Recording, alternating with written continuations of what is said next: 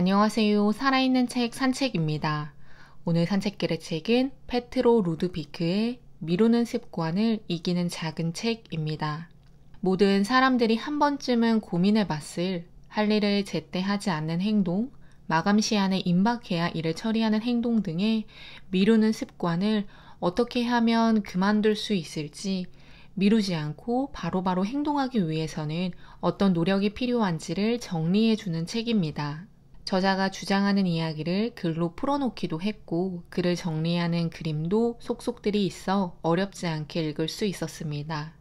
14년 전 몸의 한쪽에 마비가 온 저자는 두렵고 무서운 기분이 들면서도 자신이 죽어간다는 생각에 평온함도 들었다고 합니다. 그리고 기적적으로 일상생활로 돌아왔을 때 저자가 생각하기에는 죽음보다 더 큰 적인 미루는 습관이 있었다고 합니다. 아침에 일어나야 하는데 알람을 몇 개씩 맞춰놓고 계속 누르면서 일어나기를 힘들어 하거나 SNS, 유튜브 등을 몇 시간씩 하면서 자신이 해야 할 일을 하지 못하는 등의 미루는 행동은 게으름과는 다르다고 합니다.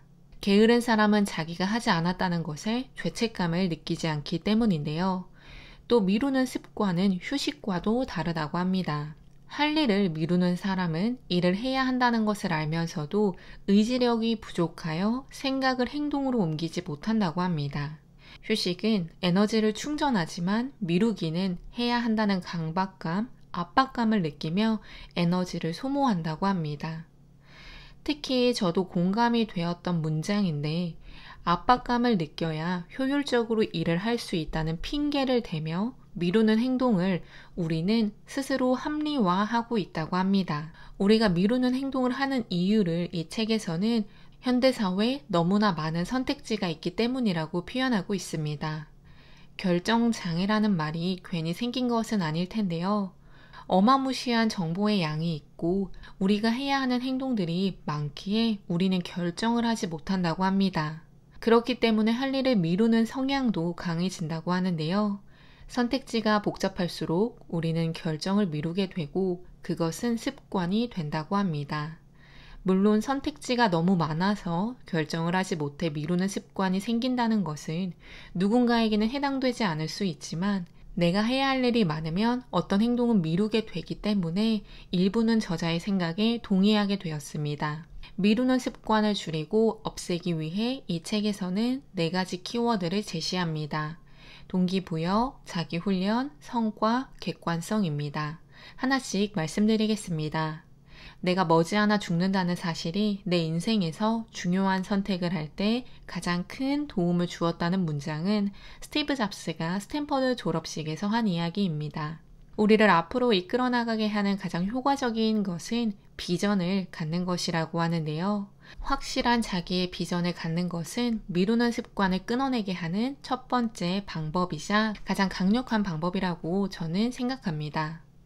책을 읽으면서 아마 다 알고 있는 사실이지만 동기부여를 스스로 할 수 없기 때문에 미루는 습관을 우리는 갖게 되는 것은 아닐까 하는 생각도 들었습니다. 저자는 외적 동기부여와 내적 동기부여를 이야기합니다. 아마 외적, 내적 동기부여 중 우리에게 필요한 것, 어떤 사람의 행동을 진심으로 이끌어낼 때 필요한 동기는 내적 동기라는 것을 아실 텐데요. 교육 현장에서도 그렇지만 사실 인간의 내적 동기를 끌어낸다는 것은 쉽지 않습니다. 그렇기 때문에 살아가는 데 있어 자신만의 확실한 비전이 있어야 한다는 것을 저자가 강조하는 이유이지 않을까 싶습니다. 특히 내적 목표 중심의 동기부여가 아닌 내적 과정 중심의 동기부여가 필요하다고 저자는 말하고 있습니다. 내적 목표 중심의 동기부여는 목표를 달성하기 위해, 목표를 성취하기 위해 자신의 행동을 계속하는 것인데요. 목표를 성취하고 나면 쾌락 적응이라고 하는 것을 보일 수 있다고 합니다. 목표를 성취했을 때는 일시적으로 도파민이 분비되고 기쁜 상황을 느끼지만 몇 분, 몇 시간, 며칠이 지나면 우리는 그 기쁨을 잊어버리게 된다는 것입니다. 목표를 성취했을 그 당시의 쾌락에 곧 우리는 적응을 하게 된다는 것인데요. 그래서 더 큰 목표를 세우라고 하는데 이 역시 계속해서 잠깐의 기쁨을 제공하고 계속 기쁨을 느끼기 위해서는 더 큰 목표, 더 큰 목표가 필요하다는 것입니다. 이 글을 읽으면서 목표 중독이라는 말도 있지 않을까 하는 생각이 들었습니다. 목표가 있다는 것은 그 목표를 달성하기 위해 미루는 행동을 당연히 하지 않을 것 같은데 그렇지 못해서 고민하는 사람들이 많아 보입니다. 그래서 저자는 내적 과정 중심의 동기부여를 하라고 합니다. 목표를 추구하는 동기부여는 쾌락 적응에 영향을 받지만 비전은 지속성을 갖고 있기 때문입니다.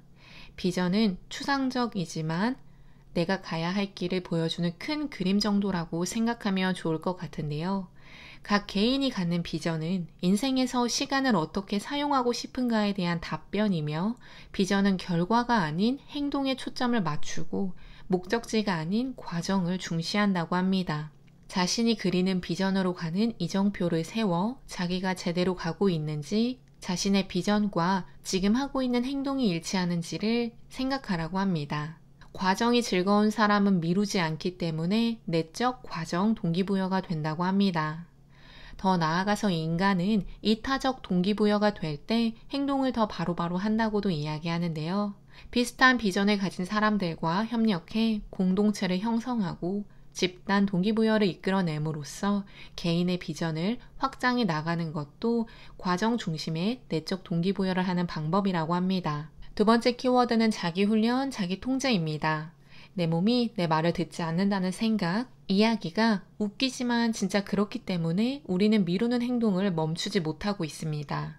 자기 자신의 명령을 실행하는 능력을 학문적으로 자기통제력이라는 단어로 표현한다고 합니다.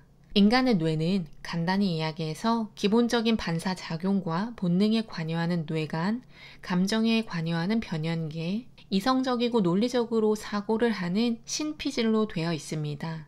내가 무언가를 해야 한다고 생각하는 부분은 신피질인데 감정적인 변연계가 하기 싫어 라고 이야기하며 우리는 미루는 행동을 한다는 것입니다. 이성은 yes인데 감정은 no라는 뜻인데요.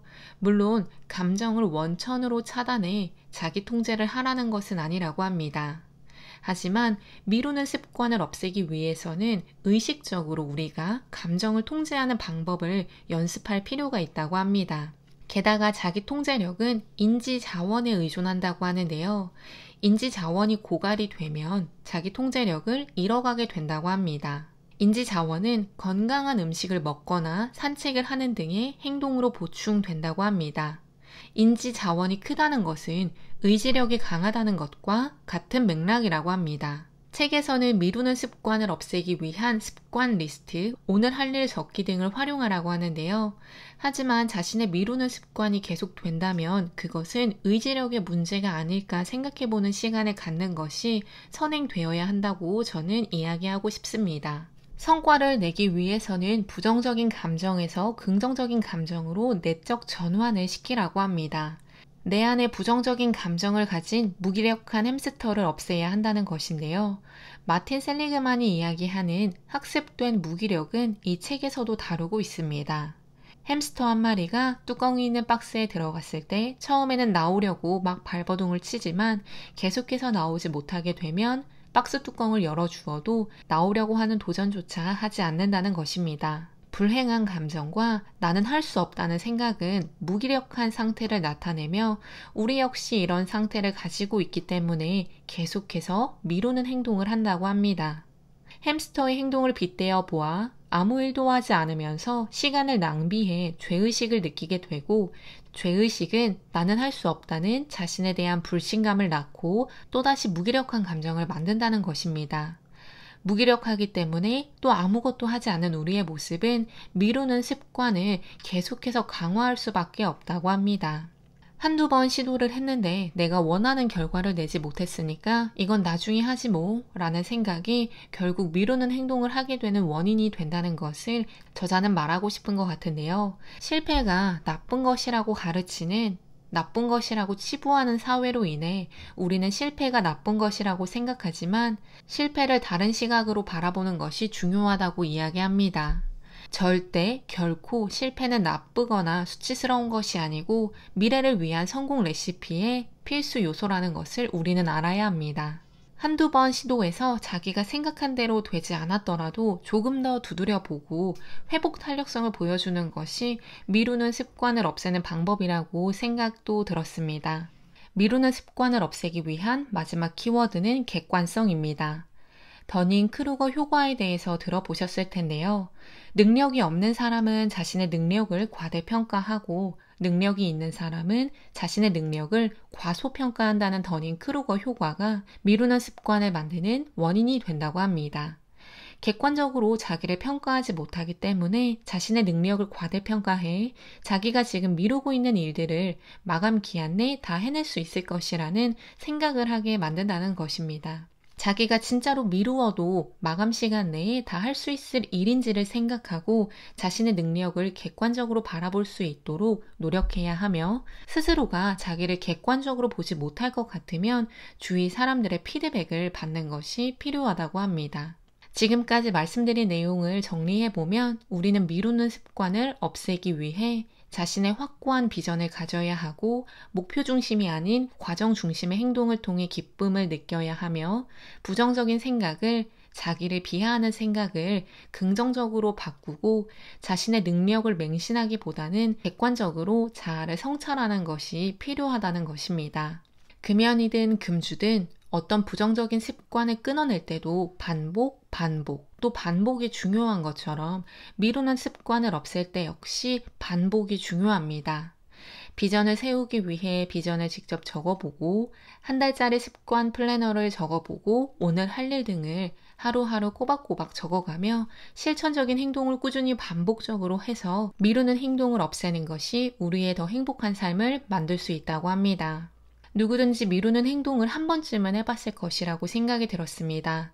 하지만 미루는 행동으로 인해 자신의 삶이 행복하지 않거나 일의 생산성, 효율성을 높이지 못하고 있는 중이라면 이 책에서 제시하는 4가지 키워드를 자신의 삶에 녹여내보면 좋겠다는 생각이 듭니다. 오늘 산책길의 책은 미루는 습관을 이기는 작은 책이었습니다. 감사합니다.